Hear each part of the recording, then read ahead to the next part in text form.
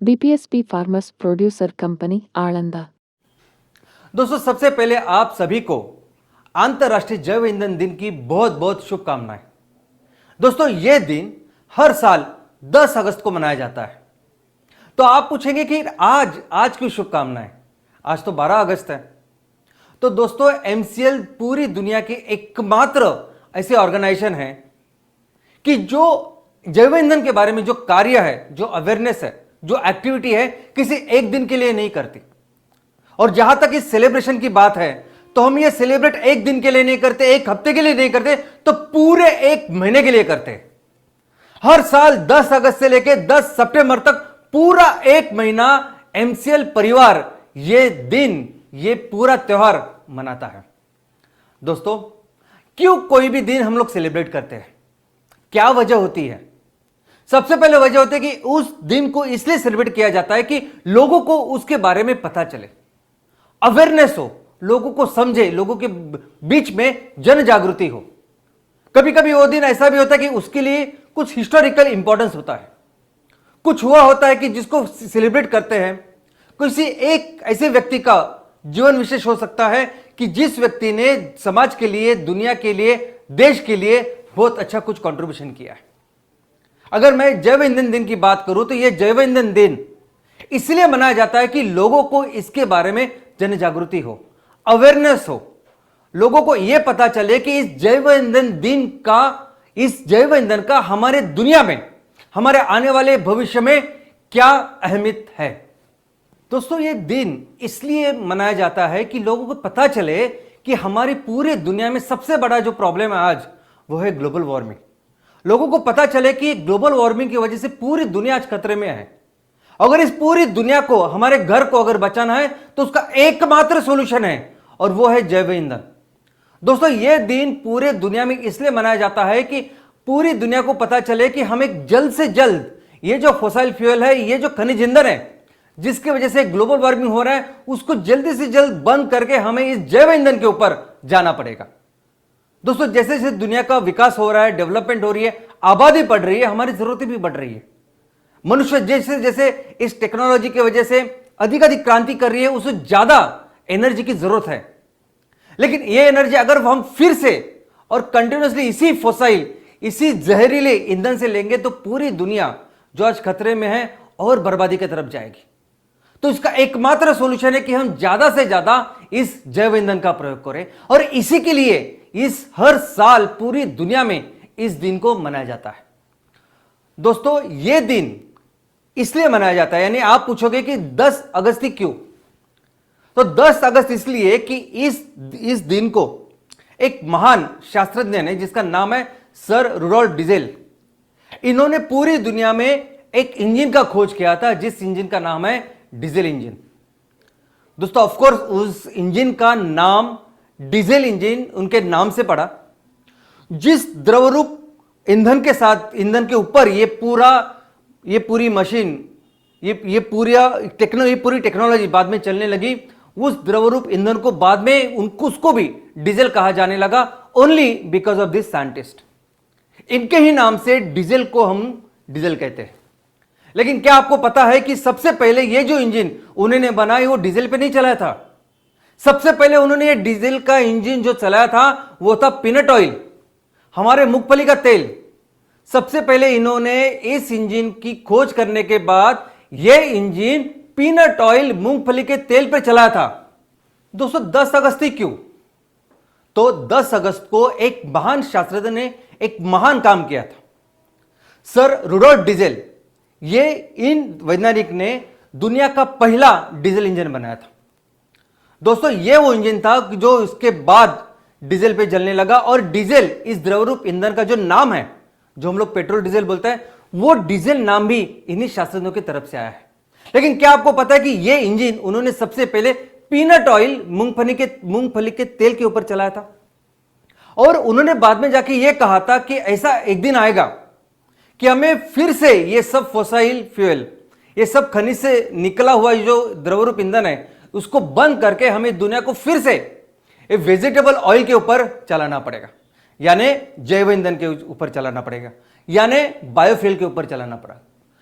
दोस्तों, तो उस उन दिनों तो ये ग्लोबल वार्मिंग वगैरह कुछ नहीं था, लेकिन ये एक्चुअली कोई भी साइंटिस्ट कोई भी बता सकता है कि अगर सस्टेनेबिलिटी की बात जहां आती है तो ऐसी कोई भी चीज जो फाइनाइट सोर्स में अगर हमारे धरती के अंदर है वो इनफाइनाइट तक नहीं चल सकती, वो सस्टेनेबल नहीं हो सकती।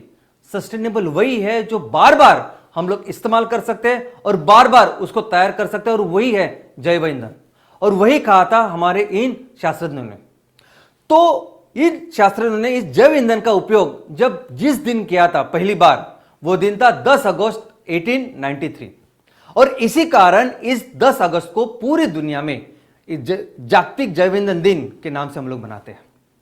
हमारे देश में की अगर बात करें तो हमारे देश में भी 2015 से हमारी ministry of petroleum and natural gas जो है वो इसको मनाती है। इनफैक्ट सिर्फ मनाती नहीं तो हमारे देश में 100 अलग अलग शहरों में जैव ईंधन के प्रति पूरा अभियान चलता है, और हम लोग कोशिश कर रहे हैं कि किस तरह से हम अपने इस फोसिल फ्यूल को छोड़ कैसे जैव ईंधन की तरफ जाए और कैसे अपने देश को आत्मनिर्भर बनाए। दोस्तों, पूरी दुनिया की अगर बात करें तो पूरी दुनिया में कई सारे ऑर्गेनाइजेशन हैं जो इस जागतिक जैव ईंधन दिन को मनाते हैं। इस जागतिक जैव ईंधन दिन के बारे में लोगों के बीच में जन जागृति करते हैं, कोशिश करते हैं कि लोगों को इसके बारे में इसकी अहमियत पता चले। बहुत बार अगर आप देखोगे तो कई सारी ऑयल कंपनीज है, कई सारी बाकी की कॉर्पोरेट कंपनीज है जो इस दिन को जागतिक जैव ईंधन दिन को मनाती है। लेकिन किस तरह से मनाती है? तो अगर मैं कंपनियों की बात करूं तो कंपनियां अपने जो CSR एक्टिविटी होती है, ऑलमोस्ट हर देश में यह नियम है कि अगर आपकी कंपनी उस देश में काम कर रही है, आप मुनाफा कमा रहे हो, तो आपको उस मुनाफे का थोड़ा सा जो अंश है वो अपने देश के सोसाइटी के लिए, समाज के लिए, पर्यावरण के लिए उसका इस्तेमाल करना चाहिए। और इसीलिए दुनिया के सभी ऑर्गेनाइजेशन, दुनिया के सभी कंपनियां अपनी अपनी तरफ से ये जैव ईंधन का दिन भी एक CSR एक्टिविटी करके मनाते हैं। कई सारे एनजीओ भी है जो इस दिन लोगों के बीच में जाके अवेयरनेस का काम करते हैं। लेकिन दोस्तों, इसका जो उद्देश्य है ये उससे काफी बढ़ के है। दोस्तों, उद्देश्य क्या है? क्यों हम लोग ये जैव ईंधन मनाते हैं? सिर्फ अवेयरनेस करने के लिए नहीं है। इसका एक्चुअल उद्देश्य है कि सभी लोग मिलके जल्दी से जल्दी हम लोग ये जहरीला जो ईंधन है उसको 100% रिप्लेस करें ऐसे ईंधन के साथ जो इस धरती का ख्याल रखे, जो इस पर्यावरण का ख्याल रखे, जो इस इकोसिस्टम में रहने वाले हर एक सजीव का, प्राणी मात्र का ख्याल रखे। और इस लक्ष्य के साथ, यही लक्ष्य रखकर हम इस हर साल पूरी दुनिया इस जैव ईंधन दिन को मनाती है। लेकिन अगर आप बोलेंगे कि हम बनाते तो है, हम अवेयरनेस क्रिएट कर रहे हैं, लेकिन एक्चुअली उस दिशा में क्या प्रयत्न हो रहे हैं, कितने लेवल पे हम लोग ये काम कर रहे हैं, तो आपको सुन के आश्चर्य होगा कि पूरा जो फ्यूल, पूरा जो ईंधन का इस्तेमाल हम लोग करते हैं। अभी तो चलो मैं सिर्फ एक क्रूड ऑयल की बात करता हूं, तो जितना क्रूड ऑयल हमें लगता है, जितना उससे ईंधन तैयार होता है, उस ईंधन के जितनी जरूरत है उससे 2% से भी कम, यानी ऑलमोस्ट 1.6 to 1.7% इतना ही ईंधन आज की तारीख में जैव ईंधन करके हम लोग इस्तेमाल कर रहे हैं। तो दोस्तों, आप समझ सकते हैं कि पूरी दुनिया में आज 95 to 99 मिलियन बैरल इतना फ्यूल, इतना क्रूड ऑयल हर दिन इस्तेमाल होता है। 99 मिलियन बैरल, इसका मतलब है 9 करोड़ 90 लाख बैरल हर दिन पूरी दुनिया में कंज्यूम होता है, इस्तेमाल होता है इस क्रूड ऑयल का। तो अगर हम लोग तुलना करें तो 9 करोड़ 90 लाख बैरल जो हर दिन लगते हैं, उसकी तुलना में हम लोग आज की तारीख में इस्तेमाल कर रहे 20 लाख बैरल से भी बहुत कम।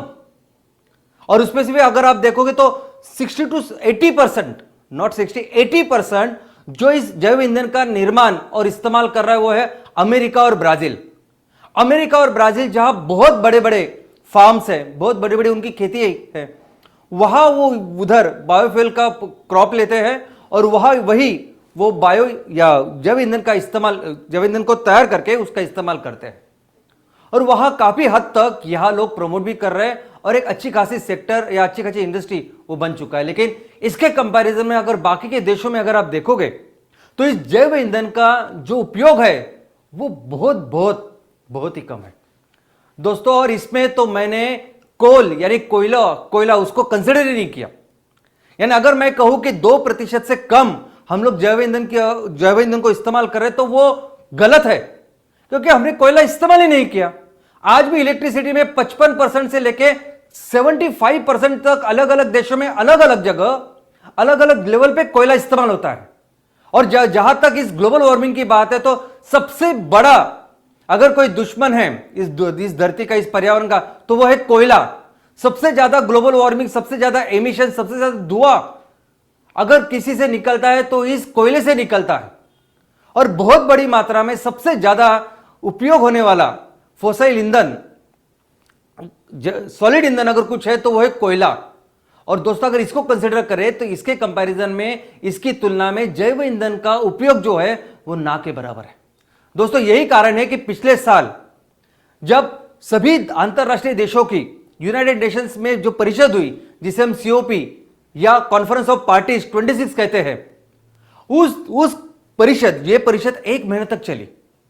इस परिषद के पहले 6 महीने तक कई सारे ऑर्गेनाइजेशन, कई सारे देश ये तैयारी कर रहे थे कि कैसे इस परिषद में हम इस कोयले को, कोल को पूरी तरह से बैन कर दें, ताकि कोई दुनिया का कोई देश इसको इस्तेमाल ना करे और ये जो ग्लोबल वार्मिंग का बढ़ता खतरा है इसमें हम बंद करें इसको। लेकिन ये हुआ नहीं। दोस्तों ये है कोयला। कोयले की वजह से जो प्रॉब्लम, जो हानि पूरी दुनिया की हो रही है, ये शायद हमें अभी तक पता नहीं। इसलिए पूरे दुनिया में सबसे ज्यादा कोयला इस्तेमाल करने वाला देश में भारत दूसरे स्थान पे है दोस्तों। और अगर मैं MCL की बात करूं तो MCL एक्चुअली इस सॉल्यूशन के ऊपर काम कर रहा है। अगर मैं इस जैव ईंधन के दिन की बात करूं तो जैव ईंधन दिन से क्या अभिप्रेत है, क्या एक्सपेक्टेड है कि पूरी दुनिया मिलके हम इस हमारी इस धरती मां को, इस पर्यावरण को बचाए, जो हमारा एक ही घर है इसको बचाए। और इसके लिए बचाने का एक ही तरीका, ये जो फोसिल फ्यूल है इसको 100% रिप्लेस करें हम इस जैव ईंधन के साथ। कौन कर रहा है ये? पूरी दुनिया का जब हमने पूरा जो देखा, कौन सा देश है, कौन सा ऐसा ऑर्गेनाइजेशन है जो बहुत बड़ी मात्रा में और इस ऑयल एंड गैस के लेवल का, इस स्तर का, स्केल का काम कर रहा है? कोई नहीं। दोस्तों मैं प्राउडली, पूरे गर्व के साथ कह सकता हूं कि MCL पूरी दुनिया की एकमात्र ऐसी ऑर्गेनाइजेशन है जो एक्चुअली सॉल्यूशन के ऊपर काम कर रही है, जो दिखाने के लिए, बताने के लिए कुछ नहीं, लेकिन हम लोग एक्चुअली इस दुनिया को बचाने का काम कर रहे हैं। हम इस जैव ईंधन को लेके इतने सीरियस है, इस लेवल पे काम कर रहे हैं कि जो पूरी दुनिया को पता चले कि किस तरह से आने वाले दिनों में हम इस इकोनॉमी को सस्टेनेबिलिटी की तरफ लेके जाए। दोस्तों स्केल, मैं हमेशा कहता हूं स्केल। ऑयल एंड गैस की जब भी बात आती है, इस एनर्जी, ऊर्जा की जब भी बात आती है, सबसे इंपॉर्टेंट है स्केल। सबसे ज्यादा सेल होने वाली, सबसे ज्यादा कंज्यूम होने वाली अगर कोई कमोडिटी है पूरी दुनिया में तो वो है ईंधन। पूरी दुनिया को सबसे ज्यादा लगने वाली चीज है वो ईंधन। और अगर उसको 100% रिप्लेस करना है तो हमें काम भी उतना 100% काम भी उस स्केल पे करना पड़ेगा। लेकिन जैव ईंधन की प्रोजेक्ट लेके अगर आप पूरी दुनिया में देखेंगे तो सिर्फ बायो सीएनजी की बात लेते तो दुनिया का सबसे बड़ा बायो सीएनजी प्लांट हमारे भारत देश में है। कुछ महीने पहले हमारे माननीय पंतप्रधान साहब ने जो इंदौर का बायो सीएनजी का प्लांट जिसका उद्घाटन किया, वो दुनिया का सबसे बड़ा प्लांट है और जिसकी क्षमता है 17 टन पर डे आउटपुट। इसका मतलब है ऑलमोस्ट 100 बैरल पर डे। इसके पहले 2017 में माननीय मनोहर पर्रिकर साहब और हमारे गडकरी साहब, इन्होंने पुणे में एक प्लांट का उद्घाटन किया था जिस प्लांट की क्षमता भी बहुत कम थी। दोस्तों कई सारे प्लांट है जो बायो सीएनजी बना रहे हैं, लेकिन उनकी जो क्षमता है वो जरा भी मैच नहीं है, उनकी कंपैरिजन ही नहीं कर सकते हम लोग। जिस स्केल में, जिस क्षमता में आज की तारीख में ऑयल एंड गैस की इंडस्ट्री चलती है, उसका उत्पादन होता है, उसका कंजम्पशन होता है, उसके कंपैरिजन में दुनिया के जितने भी प्लांट है इस जैव ईंधन के नाम पे चलने वाले, जैव ईंधन का उत्पादन करने वाले, ये पीनट्स भी नहीं है। दोस्तों आज MCL बायोफ्यूल स्टेट का जो प्रोजेक्ट है, हम हर तहसील में 100 टन पर डे आउटपुट का मिनिमम बिजनेस स्केल का काम कर रहे हैं। लेकिन हमारे देश का जो क्षमता है, हमारे देश की क्षमता ये 500-600 टन पर डे प्रति तहसील की है। जैव ईंधन के क्षेत्र में जो भी कंपनियां, जो भी देश काम कर रही है, सबसे ज्यादा काम करने वाली इनके आगे जो है वो जर्मनी हो सकती है, ऑस्ट्रेलिया हो सकता है, यूएस हो सकता है। अगर इस बायोगैस की भी बात करें तो जर्मनी में मैक्सिमम जगह पे बायोगैस के प्लांट्स है, लेकिन वो सभी बायोगैस के प्लांट एक दूसरे के साथ ग्रिड से जोड़ के वो गैस इलेक्ट्रिसिटी बिजली का उत्पादन करने में उसका उपयोग किया जाता है। ऐसे स्केल पे, इस लेवल के स्केल पे काम करने वाला दुनिया में कोई प्लांट है ही नहीं। जिस अमेरिका और ब्राजील की हम लोग बात कर रहे हैं वहां भी अगर आप देखोगे तो वहां इन हाउस कंजम्पशन ज्यादा है और वहां की जो क्षमता है हर प्लांट की वो बहुत बहुत कम है। और जिस स्केल की एमसीएल बात कर रही है, जिस स्केल के साथ एमसीएल हर तहसील में प्रोजेक्ट का उत्पादन करने वाली है, ये स्केल पूरी दुनिया में एक अलग लेवल का डिसरप्शन है। दोस्तों, अगर बिजनेस मॉडल, ये दूसरा सबसे बड़ा प्रॉब्लम है इस इंडस्ट्री में, वो है बिजनेस मॉडल। यानी क्या? तो सबको पता है कि ये बायोमास है और इस बायोमास से ये ऐसे जैव ईंधन या बायोफ्यूल हम लोग तैयार कर सकते हैं। लेकिन जैसा हमने अभी डिस्कस किया कि बहुत बड़ी मात्रा में ईंधन लगता है, बहुत बड़ी मात्रा में। और अगर बायोमास से अगर जैव ईंधन की बात करें तो बायोमास में बहुत ज्यादा पानी होता है। आज गोबर गैस, गोवर्धन के नाम पे बायो सीएनजी के प्रोजेक्ट को बढ़ावा देने का काम हमारी मिनिस्ट्री कर रही है। अभी गोबर की अगर बात करें तो गोबर में तो 80% पानी होता है और एक जगह पे आपको इतना सारा गोबर मिले जो इस गोबर को लेके फिर हम बायो सीएनजी बनाए, ये बहुत ही कम है। अभी हम लोग रिसेंटली देख रहे हैं कि जहां जहां गौशाला का निर्माण हो रहा है, जहां जहां गौशाला है वहां लग के बायोगैस के यूनिट शुरू हो रहे हैं। लेकिन जो चित्र आप यहां देख रहे हैं, ये जो यूरोप का, ऑस्ट्रेलिया का, अमेरिका में ऐसा चित्र दिखेगा जहां खेतें बहुत बड़ी होती है, जहां 100 हेक्टर, 200 हेक्टर, 500 हेक्टर की खेतें होती है खुद की। तो वहां लोग कैसे तैयार करते हैं? तो वहां खुद उस रॉ मटेरियल का निर्माण करते हैं और उसी रॉ मटेरियल से लेके वही खेतों में ही उनका प्लांट होता है मैन्युफैक्चरिंग, और वही वो जैव ईंधन का निर्माण करते हैं। वो बायो इथेनॉल हो सकता है, बायोडीजल हो सकता है या बायोगैस हो सकता है। लेकिन हमारे देश की बात करें तो हमारे देश में अभी तक जैव ईंधन की निर्मित ये सिर्फ और सिर्फ कचरे के ऊपर तैयार करना, इसी तत्व को लेके की गई है। बीएआरसी के कई सारे प्लांट हमने देखे, कितने सारे सालों से कितने सारे नगर पालिका में बीएआरसी के plant, Bhabha atomic research centre के प्लांट 5 टन 10 टन के प्लांट लगे हुए हैं। लेकिन अगर आप देखोगे तो जैव ईंधन की जो निर्मित होनी चाहिए वह नहीं हो रही, क्योंकि कई अलग अलग तरह का कचरा वहां जाता है और वो प्रोसेस जो है डाइजेशन की वो अच्छी काम नहीं करते। इंदौर का प्रशासन बहुत अच्छा काम कर रहा है, इसलिए बहुत अच्छा जो रॉ मटेरियल है, जो कचरा है वो वहां जा रहा है और इंदौर नगर निगम में बायो सीएनजी का उत्पादन हो रहा है। लेकिन यही अगर हम लोग अच्छे स्केल पे करना चाहे, अगर हम लोग ठाने कि हमारे देश में या कहीं भी ये काम करना है, जैव ईंधन को बहुत बड़े स्केल के ऊपर काम करना है, तो करे कैसे? ये सबसे बड़ा प्रॉब्लम है, बिकॉज ये फैक्ट्री जैसा नहीं है।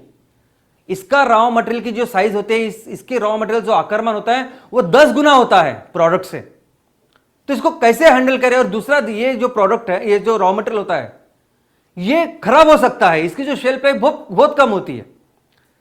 आपने कोई भी चीज ऐसी छोड़ी, जो ऑर्गेनिक वेस्ट की मैं बात कर रहा हूं, तो 12 घंटे के बाद उससे बदबू आनी चालू होती है।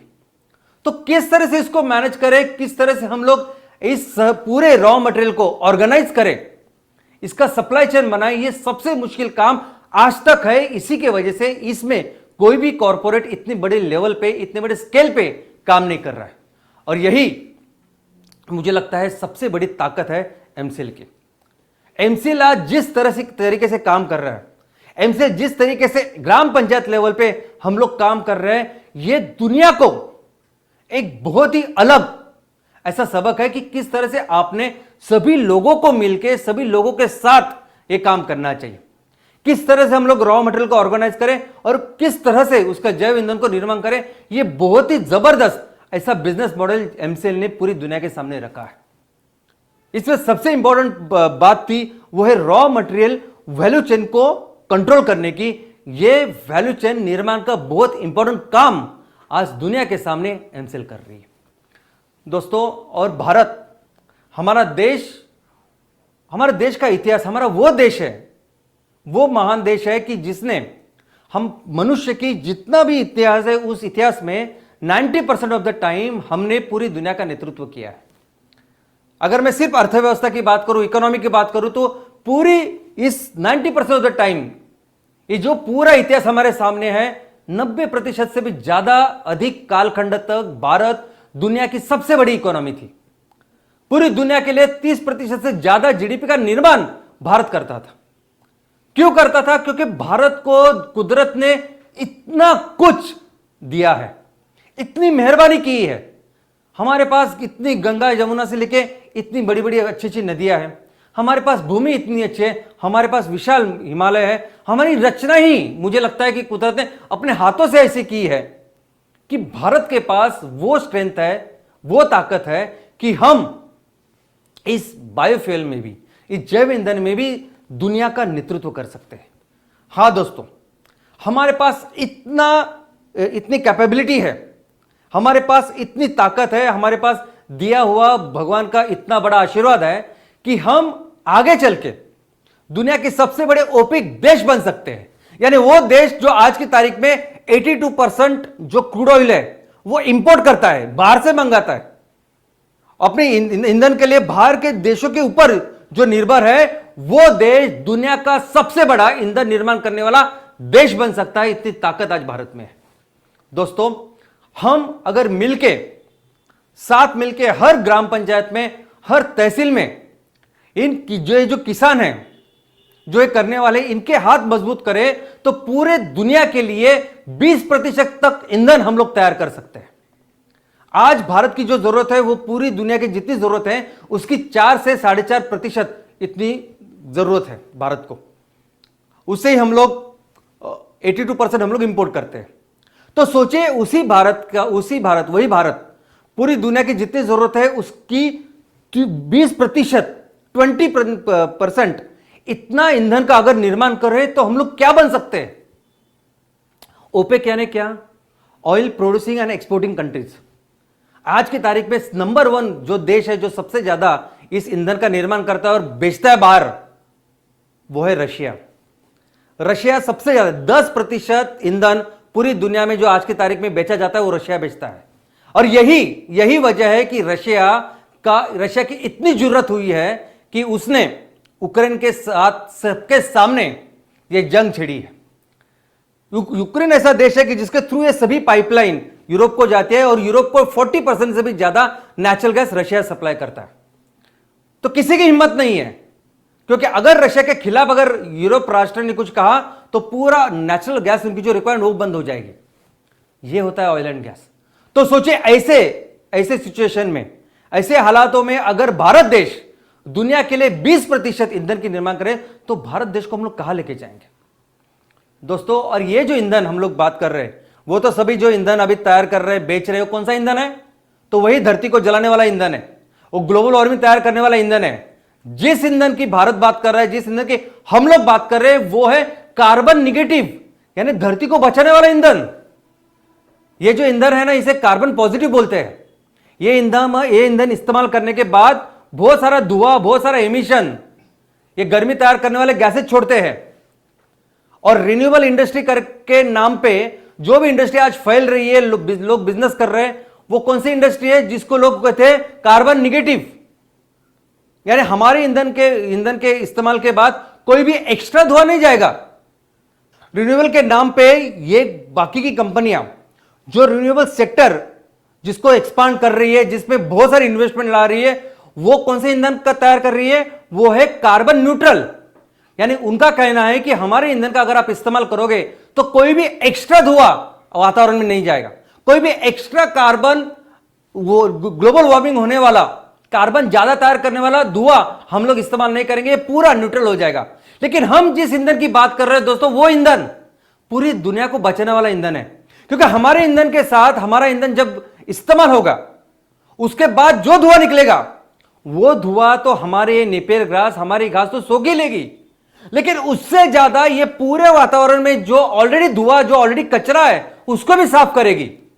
वो पूरा कचरा लेके, वो पूरा कार्बन लेके वो जमीन में उसको गाड़ देगी, जिसे कहते हैं कार्बन सिक्वेस्ट्रेशन।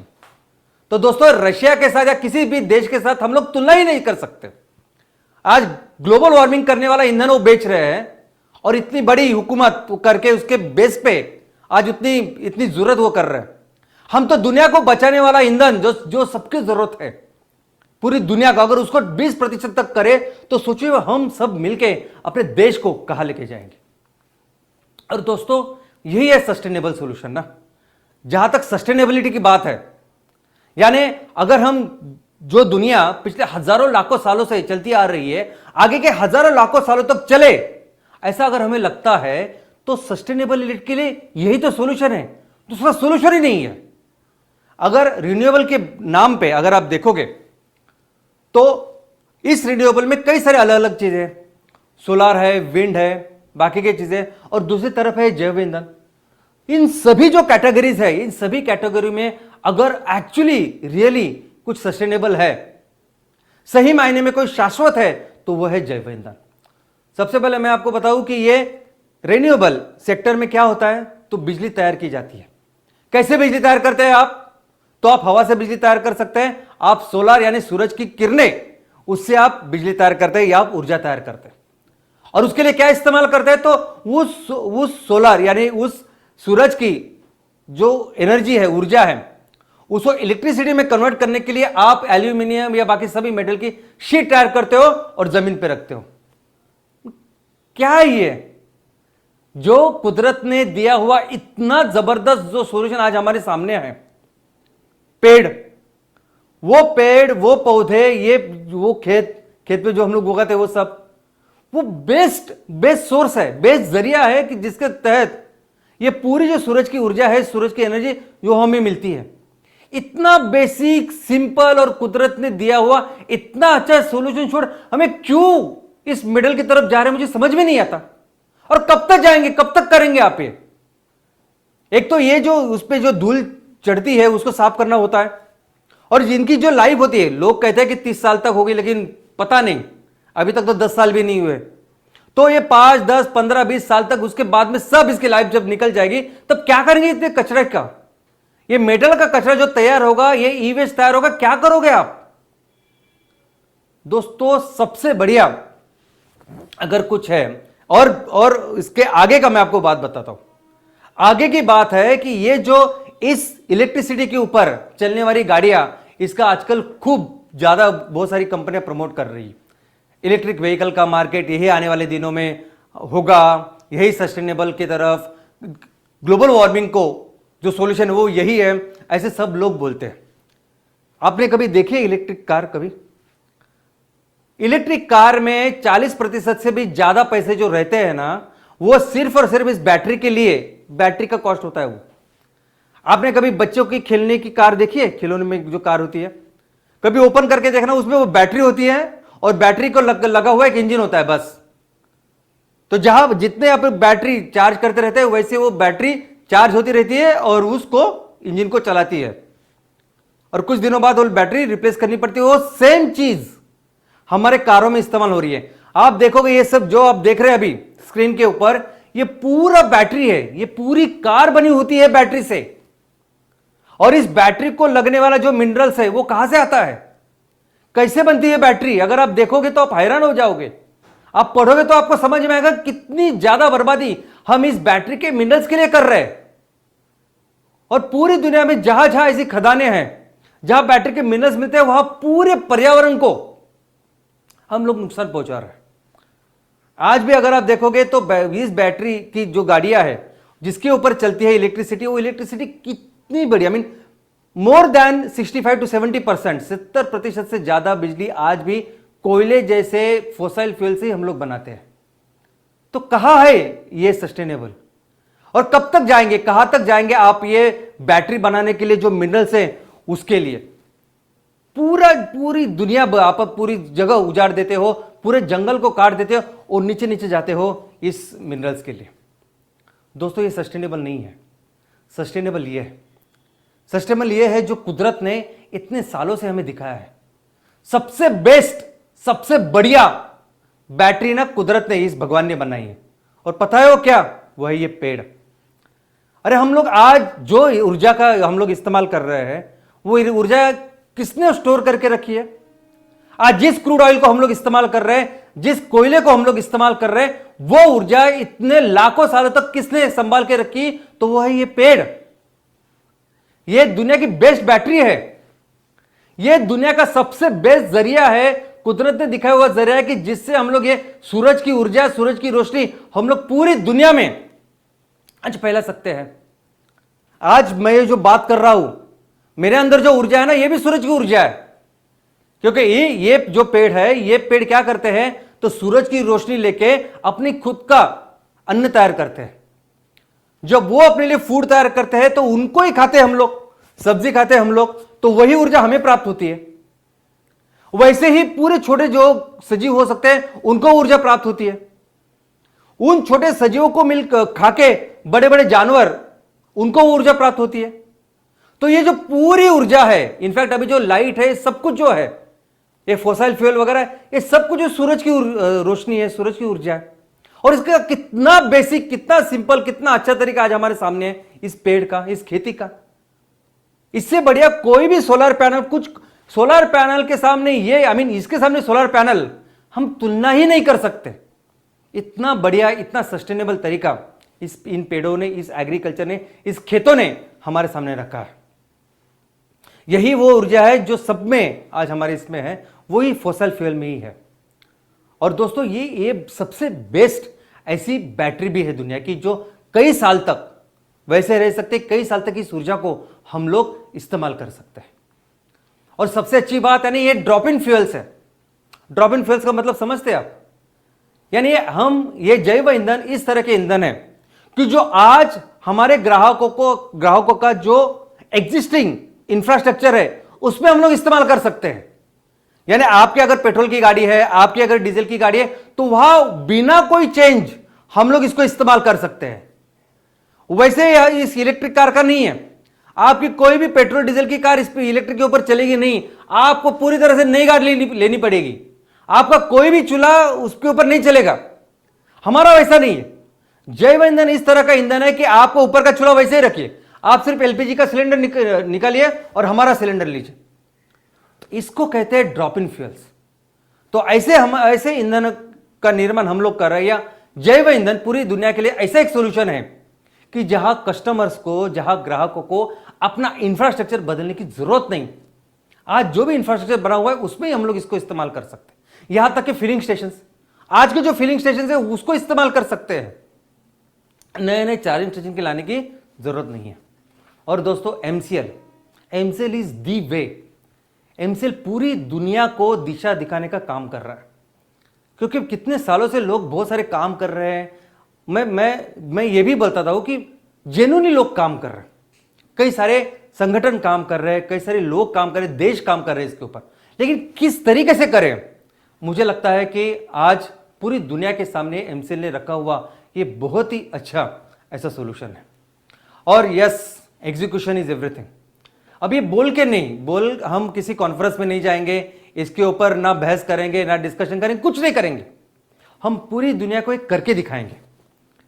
क्योंकि हम इसमें नहीं मानते कि हमें बहुत ज्यादा किसी मंच पे जाके, सीओपी में जाके, यूनाइटेड नेशंस में जाके बहस करने की जरूरत है। हमें लगता है कि हम पहले इसको करें, उस स्केल में करें, उस तरीके से करें जिस स्केल को दुनिया आज तक ढूंढ रही है, और उसके बाद फिर रखें कि यही रास्ता है। और हमें अगर जब देश को इस ईंधन में पूरी तरह से आत्मनिर्भर करना है, तो हमारे लिए यूनिट है ये तहसील। हमें पहले ही हर तहसील को इस ईंधन में, इस जैव ईंधन में पूरी तरह से सेल्फ सफिशिएंट करना है, स्वयं पूर्ण करना है। और हर तरह का ईंधन, यानी उस तहसील में जितना भी ट्रांसपोर्टेशन फ्यूल है, ईंधन है, वो सभी हम सीएनजी के ऊपर कन्वर्ट करेंगे, जो हमारे किसान बनाएंगे। पूरे कुकिंग के लिए आज घरों से लेके होटल तक जो भी एलपीजी का सिलेंडर इस्तेमाल होता है उसे 100% रिप्लेस करेंगे हम अपने इस जैव ईंधन के साथ। और उसी तरह से जहां जहां हीट की जरूरत होती है वहां भी हम लोग इस जैव ईंधन का इस्तेमाल करेंगे, और हर तहसील को इस ईंधन में हम लोग स्वयं पूर्ण करेंगे। इसी ईंधन से हम लोग बिजली भी बनाएंगे। और इस तरह से जब हर तहसील को हम इस जैव ईंधन में स्वयं पूर्ण करेंगे तो पूरा देश हमारा ईंधन में स्वयं पूर्ण होगा। लेकिन जैसा कि मैंने कहा कि हमारे देश में कुदरत ने इतना कुछ दिया है, इतनी ताकत हमारे पास है कि बाद में हम लोग सबसे ज्यादा एक्सपोर्ट करने वाला देश हम लोग बन सकते हैं। दोस्तों, हर तहसील की कैपेसिटी है 500-600 टन। और मैं पूरा, आप कोई भी दूसरी खेती नहीं करने की, सिर्फ ये करनी है, नेपियर ग्रास करनी है, ऐसा मैं बिल्कुल नहीं बोल रहा हूं।